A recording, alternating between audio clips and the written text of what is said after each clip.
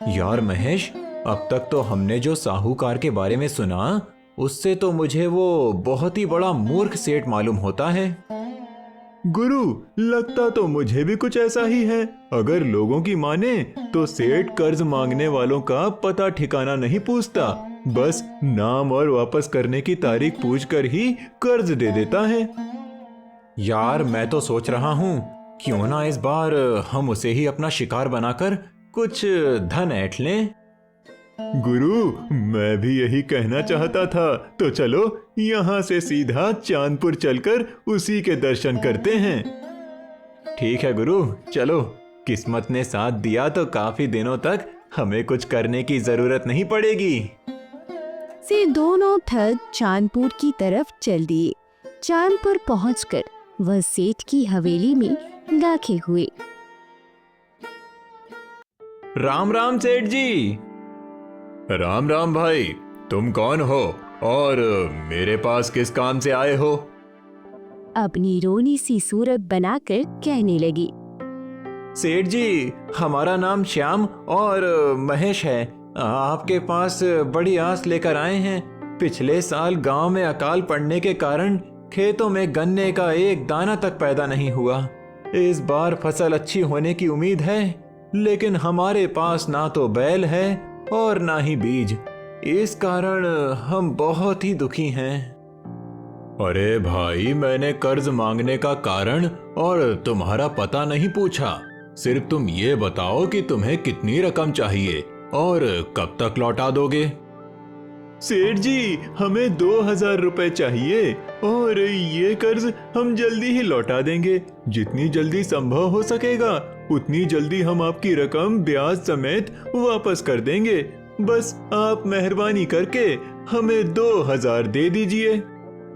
अरे भाई, फिर भी उस जल्दी की कोई मियाद है या नहीं? बिना मियाद जाने मैं तुम्हें कर्ज नहीं दे सकता।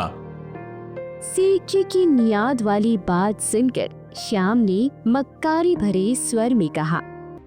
सेठ जी, कर्ज तो कर्ज होता है। अगर इस जन्म में नहीं देंगे तो अगले जन्म में दे देंगे। ठीक है, तब तुम मुझे अगले जन्म में ही दे देना। मुझे तुम्हारी बात पर पूरा विश्वास है। यह कहकर साहूकार ने अपने मुंशी को आवाज लगाई। मुंशी जी, इनके नाम का खाता खोलकर इन्हें 2000 दे दो और लिखा पढ़ी भी कर लो। ये लिख लो कि ये ब्याज समेत हमारी रकम अगले जन्म में लौटा देंगे। मुंशी ने हैरानी से कहा। अगले जन्म में? लेकिन सेठ जी। लेकिन वेकिन कुछ नहीं मुंशी, बेकार में अपनी टांग बीच में मत अड़ाया करो। जैसा मैंने कहा है वैसा ही करो। ठीक है सेठ जी, आओ भाई, यहाँ आकर अपना पैसा ले लो। से दोनों ठग मुंशी के पास पहुँचे। मुंशी ने एक कागज पर लिखा पढ़ी की और कहने लगा। लो भाई, गिन लो।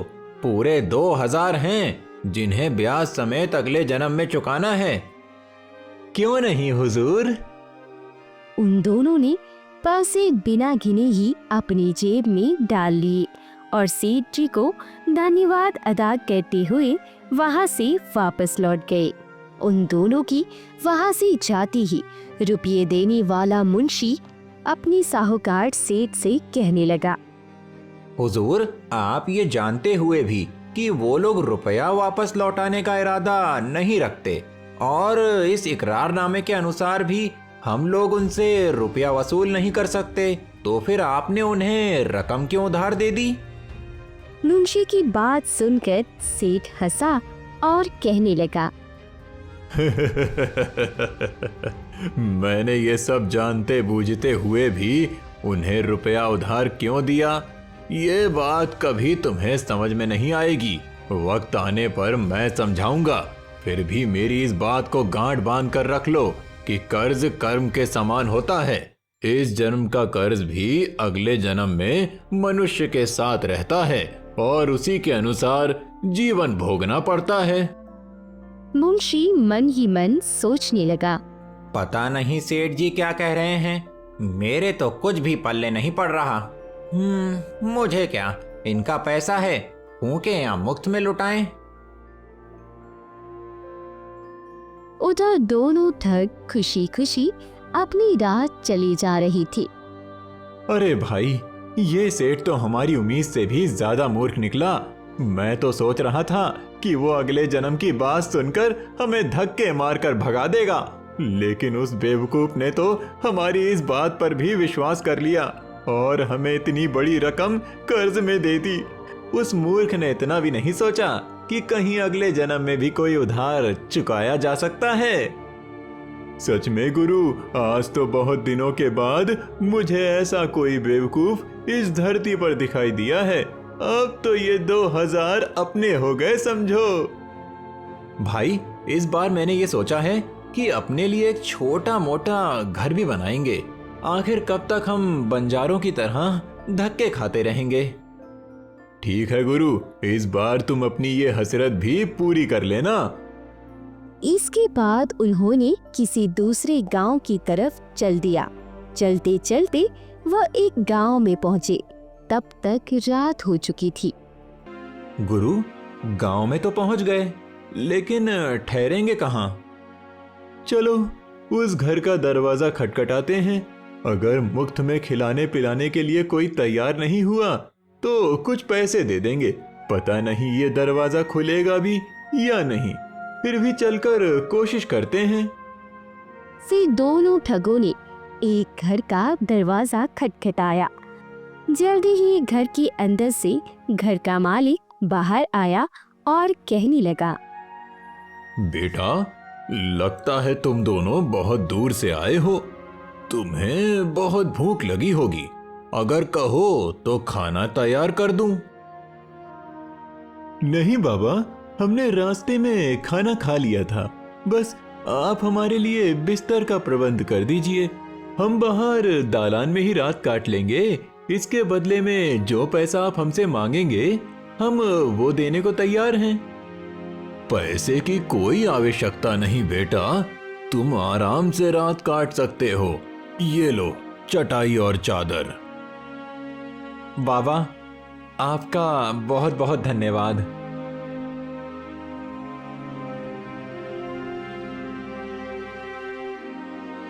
श्याम भाई, जल्दी से उठो।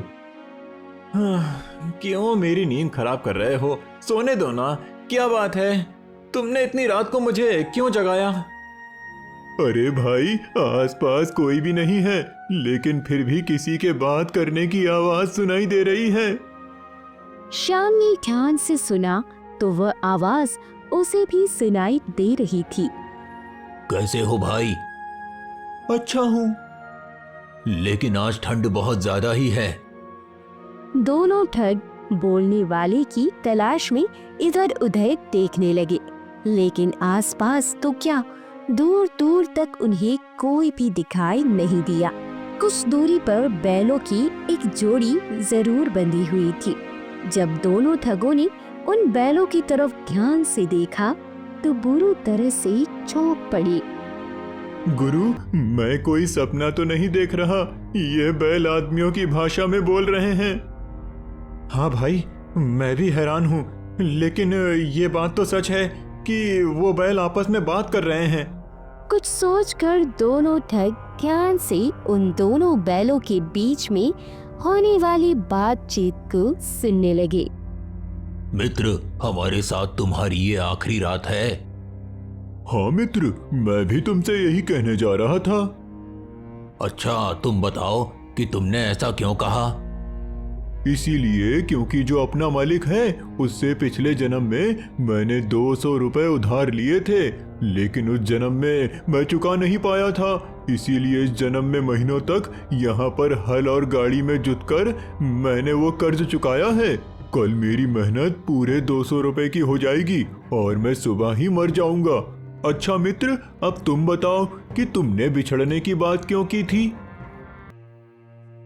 तुम खुशकिस्मत हो मित्र कि तुम्हें अपने कर्ज से जल्दी ही छुटकारा मिल जाएगा, लेकिन मेरी किस्मत में तो अभी कई और महीनों तक दुख सहना लिखा है, क्योंकि मैंने भी पिछले जन्म में 2 आदमियों से कर्ज लिया था। उनमें से एक तो हमारा ही मालिक है। मैंने इससे 200 रुपए लिए थे, कल तुम्हारे साथ साथ मेरा भी कर्ज पूरा हो जाएगा। लेकिन वो दूसरा आदमी जिससे मैंने पिछले जन्म में 500 रुपए उधार लिए थे, वो कल आकर मुझे इस किसान से ले जाएगा और मुझे अपने हल और गाड़ी में जोत कर तब तक दुख देता रहेगा जब तक कि मैं उसका कर्ज इस जन्म में नहीं चुका देता। लेकिन वो दूसरा आदमी तुम्हें इस बूढ़े किसान के पास से क्यों ले जाएगा? भला ये किसान अपना बैल उसे क्यों देगा? ईश्वर ने मेरे पैदा होने से पहले ही लिख दिया था, तभी तो इस बूढ़े किसान ने उस आदमी से कर्ज लेकर अभी तक नहीं चुकाया। वो आदमी कल आकर अपनी रकम मांगेगा और किसान के ना देने पर वो मुझे डंडा मारते हुए अपने साथ ले जाएगा। ओह, तब तो सचमुच में काफी दुख झेलने पड़ेंगे तुम्हें। मुझे तुम्हारे साथ पूरी हमदर्दी है मित्र। ये सब हमारे पिछले जन्म के कर्म हैं, जो हमें इस जन्म में भोगने ही पड़ेंगे, वरना ईश्वर हमें इस जन्म में बैल क्यों बनाता? ठीक कहते हो मित्र। खैर छोड़ो इन बातों को।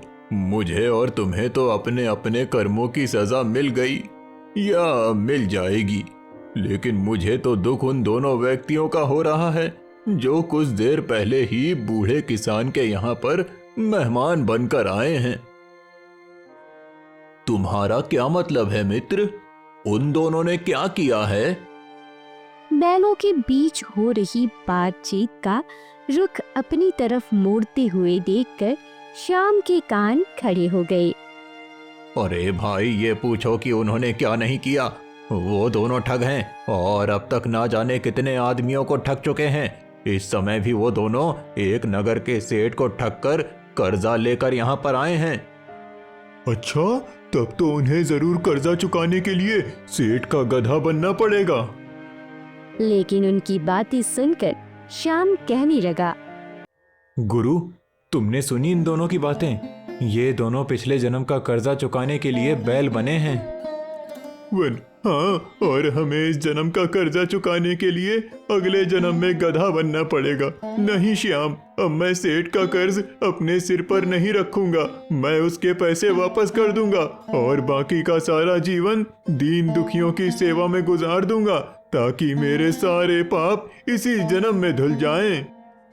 तो ठीक है गुरु, हम सुबह होते ही चांदपुर जाएंगे और सेठ जी को उनका 1-1 रुपया ब्याज समेत वापस दे देंगे और साथ ही ठगी का ये धंधा छोड़कर मेहनत और ईमानदारी से रोटी कमाएंगे।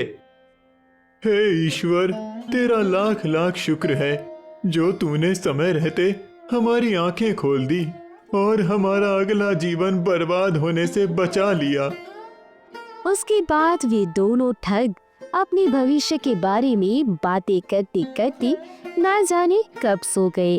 लेकिन उन्हें सपनों में भी वे दोनों बैल बातें करते हुए दिखाई दे रहे थे।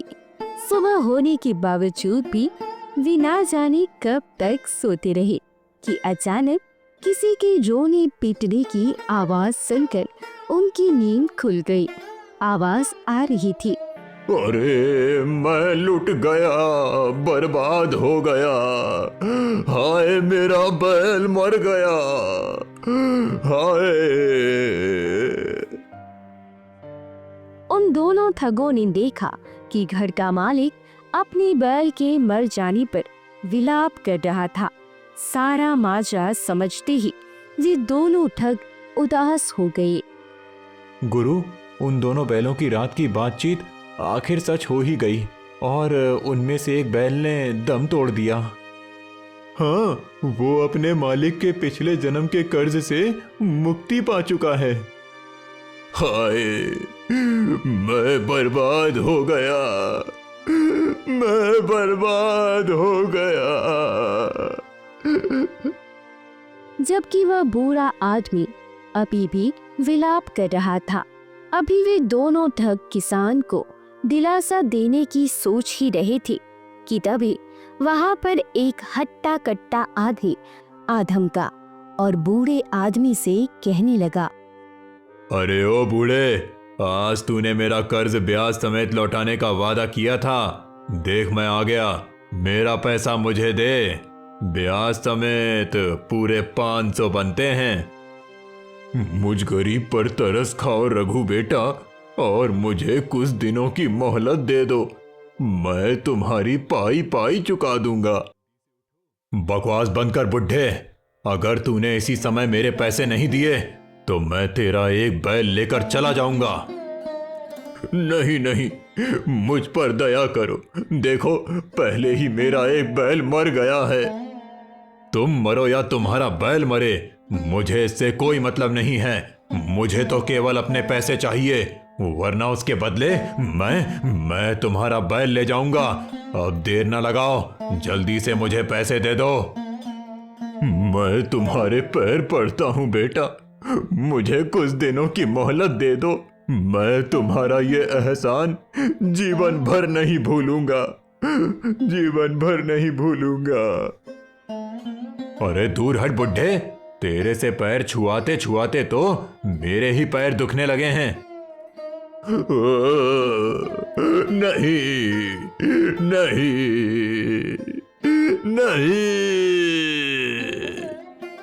उसके बाद रघु ने दूसरे बैल को खोला और उसे डंडे मारता हुआ अपनी साथ ले गया। बूढ़ा किसान रोता चिल्लाता रह गया। दोनों में से एक ठग श्याम ने कहा, गुरु, मेरे विचार से तो हमें अपना समय बर्बाद ना करके जल्दी से जल्दी चांदपुर के सेठ के यहाँ पर जाना चाहिए। कहीं ऐसा ना हो कि देर करने से वक्त हाथ से निकल जाए और हम पछताते ही रह जाएं। फिर इन दोनों ने फिर से उसी समय चांदपुर की तरफ रवाना किया। जब वे दोनों सेठ की हवेली पर पहुंचे तो एक ठग ने कहा, सेठ जी, हमें बचा लीजिए, हमें पाप के गड्ढे में गिरने से बचा लीजिए। अरे अरे, कौन हो तुम दोनों? हमें इतनी जल्दी भूल गए? हम दोनों श्याम और महेश हैं। कल ही तो आपसे 2000 रुपए ले गए थे। भाई, मुझे तो कुछ याद नहीं। ठहरो, मुंशी से पूछता हूँ। सेठ जी, ये तो वही दोनों चोर उचक्के हैं, लेकिन ये दोनों फिर से यहाँ पर क्यों आए हैं? मुंशी जी, फालतू बातें मत करो। खाता खोल कर देखो कि क्या इनके नाम से कोई खाता है। मुंशी ने खाता खोला और कहने लगा, हाँ सेठ जी, कल की तारीख में इनके नाम पर 2000 रुपए लिखे हैं। हाँ भाई, तुम्हारे नाम का खाता है, लेकिन तुम चाहते क्या हो? हुजूर माई बाप, हम अपना कर्जा वापस करना चाहते हैं, और वो भी ब्याज के साथ। ये लीजिए 2011 रुपए, और हमारा नाम काट दीजिए। सेठ जी, हम लोग किसी तरह का कर्जा अपने सिर पर नहीं रखना चाहते। ठहरो भाई, पहले मुझे मुंशी जी से हिसाब किताब मालूम करने दो, उसी के बाद तुम्हारा रुपया लूंगा। मुंशी जी, जरा खाते में देखकर बताना तो इन्होंने रकम लौटाने की तारीख कब तक की बताई है? सेठ जी, खाते में तो अगले जन्म में रकम लौटाने की तारीख लिखी है। वो तो हमने ऐसे ही मजाक में कह दिया था सेठ जी। हम तो इसी जन्म में पैसा लौटाना चाहते हैं। ये लीजिए, संभालिए अपनी रकम। नहीं भाई, मैं कर्ज की अदायगी इस तरह से नहीं लेता। मैं अपने असूलों का पक्का हूँ। रकम लौटाने का तुमने जब वादा किया था, मैं उसी समय अपना कर्जा वापस लूंगा। तुमने अगले जन्म में कर्जा लौटाने का वादा किया था, इसीलिए मैं अगले जन्म में ही लूंगा। सेठ जी, ये आप क्या कह रहे हैं? भला कोई अगले जन्म में पिछले जन्म का कर्ज चुकाता है? जब हम इसी जन्म में अपना कर्ज चुका रहे हैं तो फिर आप अगले जन्म की बात क्यों कर रहे हैं? इसी समय अपना पैसा वापस क्यों नहीं ले लेते? कहा तो भाई, मैं अपने असूलों का पक्का हूँ। जब का तुम लोगों ने वादा किया है, रकम तभी लूंगा। और कोई अगले जन्म पर विश्वास करे या ना करे, लेकिन मुझे तो पूरा विश्वास है। मैं तुमसे अपना कर्जा अगले जन्म में ही लूंगा। दोनों ठग साहूकार के सामने खूब रोए धोए और गिड़गिड़ाए, लेकिन सेठ ने उनकी एक ना सुनी और बिना रकम लिए ही उन्हें घर से बाहर निकाल दिया। श्याम कहने लगा, ये सेठ का बच्चा तो बड़ा ही काया निकला। लगता है अगले जन्म में हमें गधा बनाकर ही छोड़ेगा। गुरु, जल्दी से कोई उपाय करो ना, जिससे हम इस सेठ के कर्जे से मुक्त हो सकें। लेकिन लाख सोचने पर भी उन दोनों के दिमाग में ऐसा कोई उपाय नहीं आया। वे दोनों रोते बिलखते हुए एक तरफ बढ़ते चले गए। उधर दोनों ठगों के जाने के बाद सेठ अपने मुंशी से कहने लगा, नहीं सेठ जी, मेरी समझ में तो कुछ नहीं आया। मैं तो सिर्फ इतना जानता हूँ कि उन दोनों ठगों ने आपका कर्ज आपको वापस लौटाना चाहा और आपने नहीं लिया। अच्छा, तो समय आने पर समझ जाओगे। दूसरी तरफ वे दोनों ठग चले जा रहे थे। उन्हें कुछ भी नहीं मालूम था कि वह कहाँ जा रहे हैं। यहाँ तक कि चलते चलते वह नगर की सीमा से कब बाहर निकल गए, इस बात का उन्हें ध्यान ही नहीं था। वे दोनों एक जंगल में पहुंच चुके और घनघोर अंधेरा हो चुका था। महेश बोला, गुरु, हम कहाँ जा रहे हैं? दूर दूर के सिवाय अंधेरे के कुछ भी दिखाई नहीं दे रहा। भाई, अपनी जान उलझन में है तो हमने इस तरफ कुछ ध्यान ही नहीं दिया। सुबह से ना कुछ खाया ना पिया, पता नहीं आगे ठहरने और खाने पीने के लिए कुछ मिलेगा भी या नहीं। क्यों ना वापस लौट चलें? वापस तो तब लौटेंगे जब हमें रास्ता मालूम होगा। मुझे तो अब ये भी याद नहीं कि नगर किस दिशा में है। दूर उन्हें कहीं पर रोशनी दिखाई दे रही थी। चलो चलकर देखते हैं कि किसने वो अलाव जला रखा है। वो दोनों ठग वहां पर पहुंच गए जहां पर अलाव जल रहा था और उसके निकट एक साधु ध्यान मग्न बैठा हुआ था। इन साधु महाराज के साथ हम दोनों भी यहाँ आराम से रात काट सकते हैं। वो तो ठीक है गुरु, लेकिन पेट पूजा कैसे होगी? मुझे तो उम्मीद नहीं है कि इन महाराज के पास कुछ खाने पीने को होगा। अरे तो समझ लेना कि आज की रात तुम्हारा व्रत है।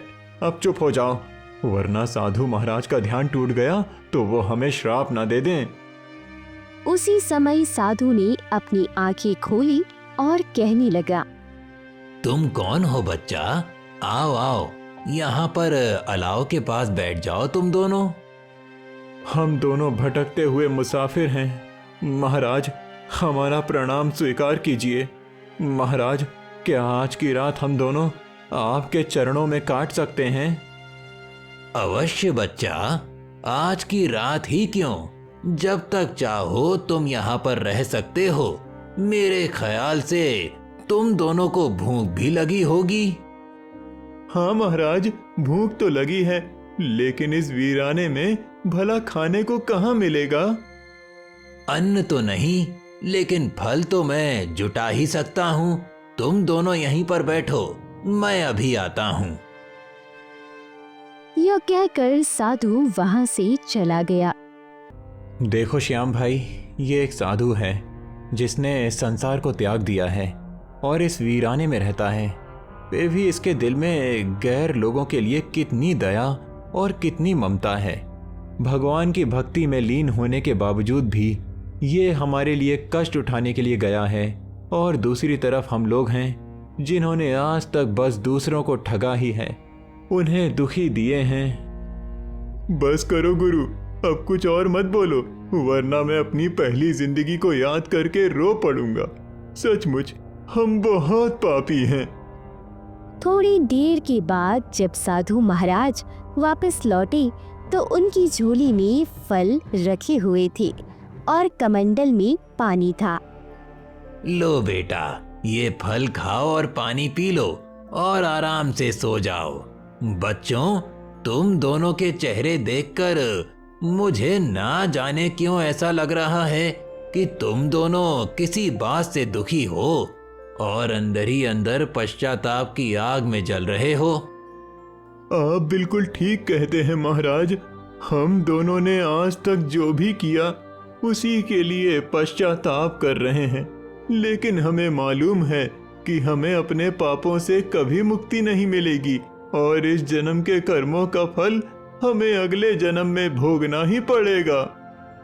यह कहकर महेश ने साधु महाराज को अपनी सारी आप बीती सुना दी। उनकी बात सुनकर साधु कहने लगा, बेटा, तुम ऐसा क्यों समझते हो कि इस जन्म के पापों का प्रायश्चित इस जन्म में नहीं हो सकता? क्या सच में महाराज, हमने जो किया है क्या उसका प्रायश्चित हो सकता है? हाँ बेटा, अगर कोई सच्चे मन से प्रायश्चित करे तो उसे पापों से मुक्ति मिल सकती है।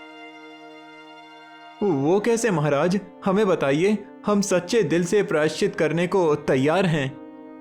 साधु महाराज, हम साहूकार का कर्जा कैसे वापस कर सकते हैं? वो तो कर्जा वापस लेने को तैयार ही नहीं हो रहा। बेटा, इस जगह से 1 मील आगे पहुंचने पर तुम्हें एक गांव दिखाई देगा। वहां पहुंचने पर तुम्हें अपने आप ही सेठ का कर्जा उतारने का कोई ना कोई उपाय समझ में आ ही जाएगा। बस बेटा, अब सो जाओ। मैं कुछ समय ईश्वर की साधना में बिताना चाहता हूँ। इसके बाद साधु आंख बंद करके फिर से ध्यान में मग्न हो गए, जबकि श्याम और महेश उनके पास ही चादर बिछाकर गहरी नींद में सो गए।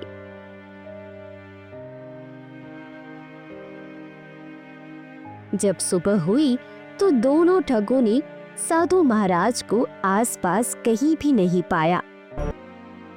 भाई, वो महात्मा जी जरूर कोई पहुंचे हुए महात्मा थे जो हमें सच्चाई का मार्ग दिखाकर अपने रास्ते चले गए।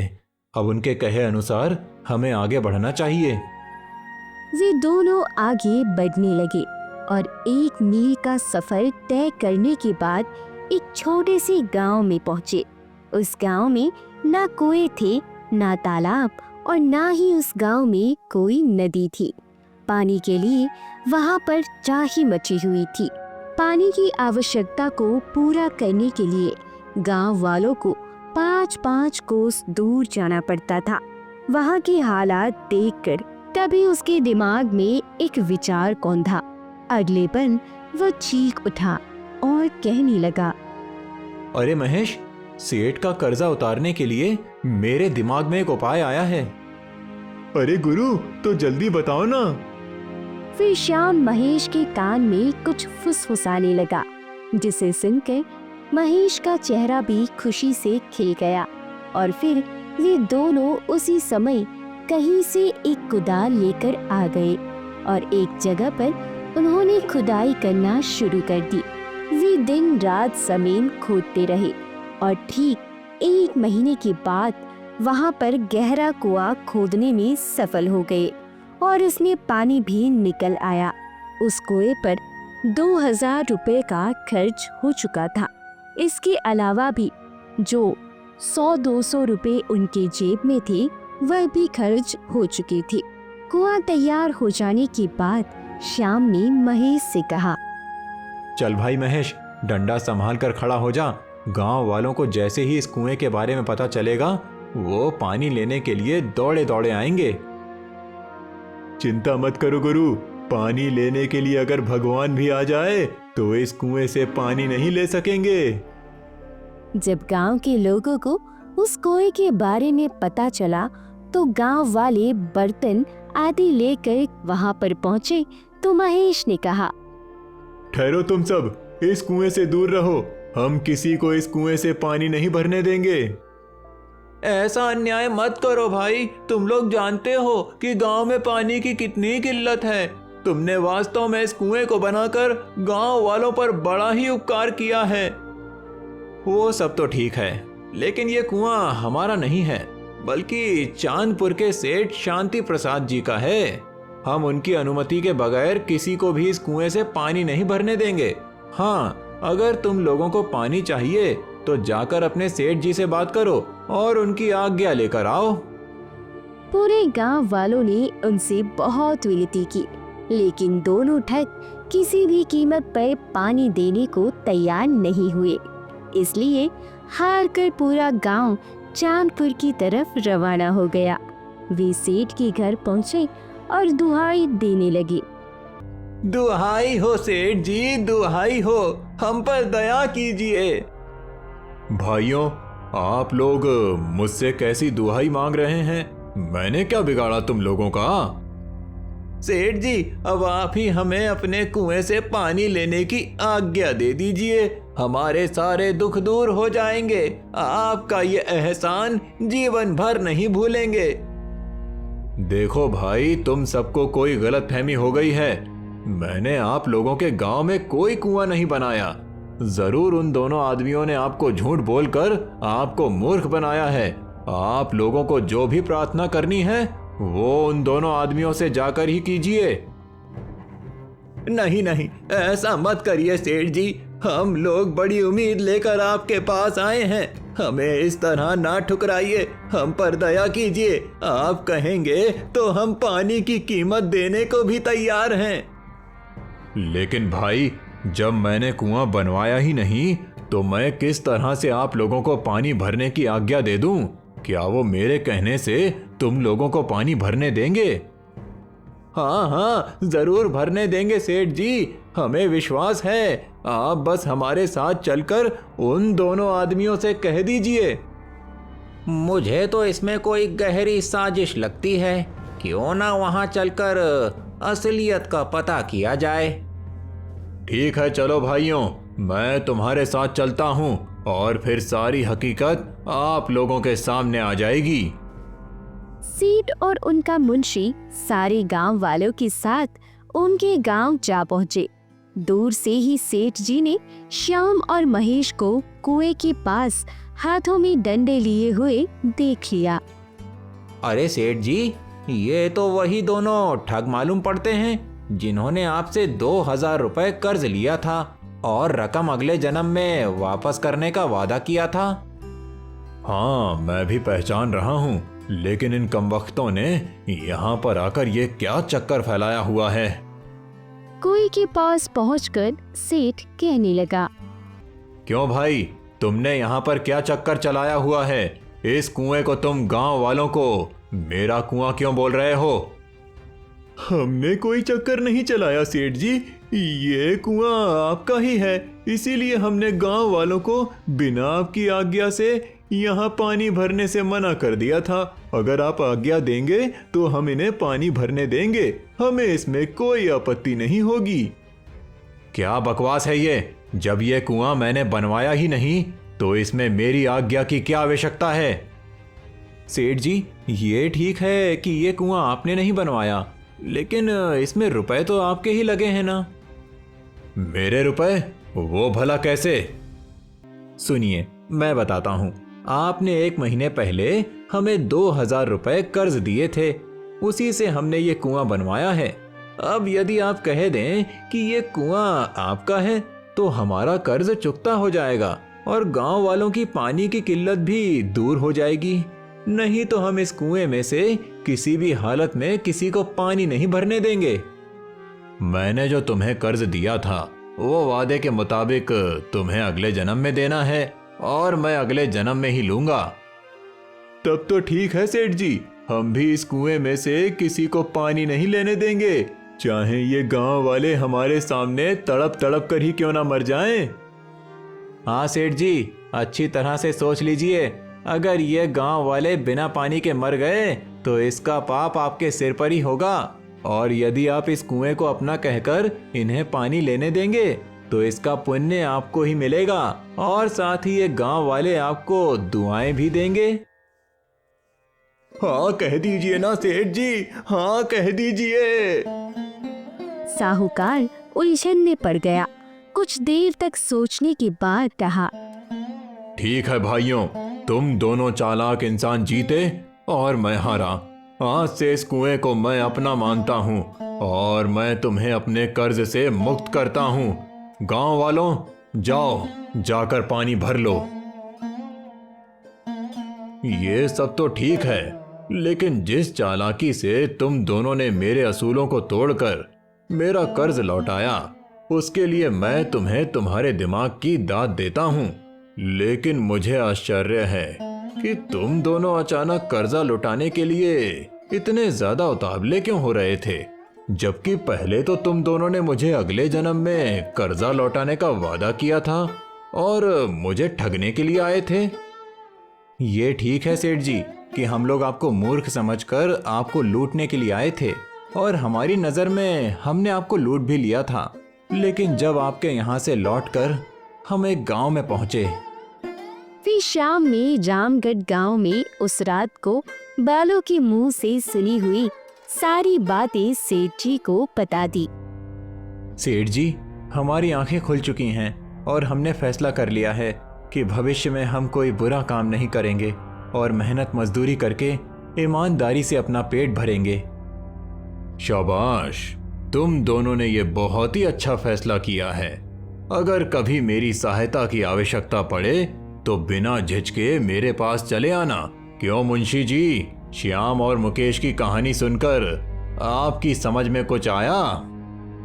आ गया सेठ जी, सब कुछ समझ में आ गया। इंसान जो कुछ भी इस जन्म में अच्छा या बुरा करता है उसका फल इस जन्म में नहीं तो अगले जन्म में जरूर भुगतना पड़ता है। हाँ, तुम बिल्कुल ठीक समझे। चलो अब वापस चलें। उसके बाद सेठ और मुंशी वहां से लौट गए। उस दिन के बाद से श्याम और महेश ने भी सारे बुरे काम छोड़ दिए और मेहनत और ईमानदारी से अपना जीवन जीने लगे।